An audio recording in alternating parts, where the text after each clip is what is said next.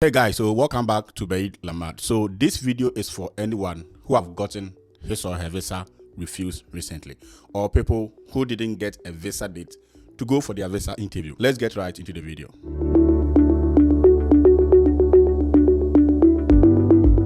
So visa rejections are painful, especially when you've put in a lot of work and gotten your visa denied. There are most people who have gotten their visas denied 2 or 3 times. There are people who apply for visas, paid CVs fee, did everything, but didn't get a visa date. So they have to defer their program, or they have to cancel and rethink. That can be very hard, and sometimes that can be discouraging. But in the midst of that, there's always something you could do. And that is what I'm going to share with you in this video. While that experience can be very hard and can be unthinkable, I want you to take some kind of positivity out of it. First of all, if your visa had been refused, sit down and honestly assess your options. Ask what went wrong and try to see what you can do to fix it. For most people, you didn't have the funding and you didn't even know what to do if you had gotten the visas. You were coming to rely on loans or promises from family, or hope that when you get to the US, something will work out for you. And that can be a bad strategy.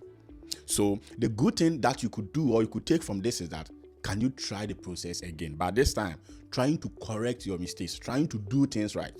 So if you apply to schools and you didn't get scholarship, you have the opportunity, even though your visa had been refused, even though you didn't get a visa date, you have the opportunity to try, or the process itself have given you an opportunity to try.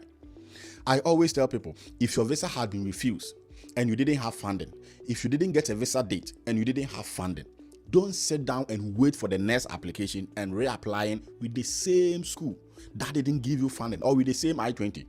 Even if you had funding, but the funding was not enough, or that school was not your first choice, the system have given you an opportunity to retry to apply to schools again. This time, you are going to search wide. This time, you are going to take your time. You are going to read. You are going to present good essays. This time, you are going to reach out to professors and ask them if they have space in their lab, if they have space, if they are looking for students. You are going to reach out to graduate coordinators to ask them about funding in their program. This time, you are going to do things right. So you don't have to kill your dream. You don't have to kill the desire to study abroad if it is something you really want to. So you can try again. As hard as it will be, or as hard as it is for not getting your visas and for going so hard on you, the system itself have given you an opportunity to try again. And that is what I'm encouraging you to do today. Don't sit down. Don't keep waiting. If you didn't get funding and you have deferred to spring, this is the time. School applications have opened. Begin to reach out. Begin to research. The good thing is that you've already done most of the work. You have a sample essay already. You have a sample CV already. Now what you have to do, give it to people to review it for you. Give it to people to give you comments, to give you recommendation on how you can better your CV, on how you can better your essays. If it is about your transcript, can you search wide and look for school that accept program that meet the minimum requirement for your transcript? Can you also think about, okay, doing something in a way that will augment your low GPA? If you have low GPA and you are thinking about how to study abroad, check this video. I have a video on it that will help you. Whilst you wait, whilst you are debating, whilst you are worried, don't just defer or go back to the interview with the same I-20. You have the opportunity to try. It is hard. Sometimes people don't want to go through it. And a lot of people have done it. A lot of people got to the visa interview. They were denied. They had to wait for a year or two to reapply, to rethink.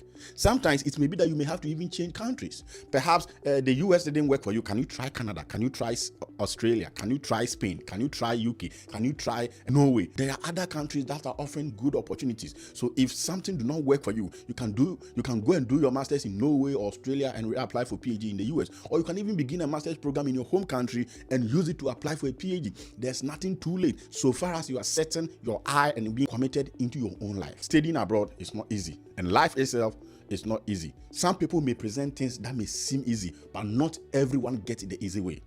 I know people, I've coached people who were denied 3 or 4 times, and I had to tell them, help them reapply, help them rethink, and finally it worked. I also coach people who got it the first time and they had it. But we all have our part. We all have our stories. We all have our ways, and we all have our individual road we are walking through.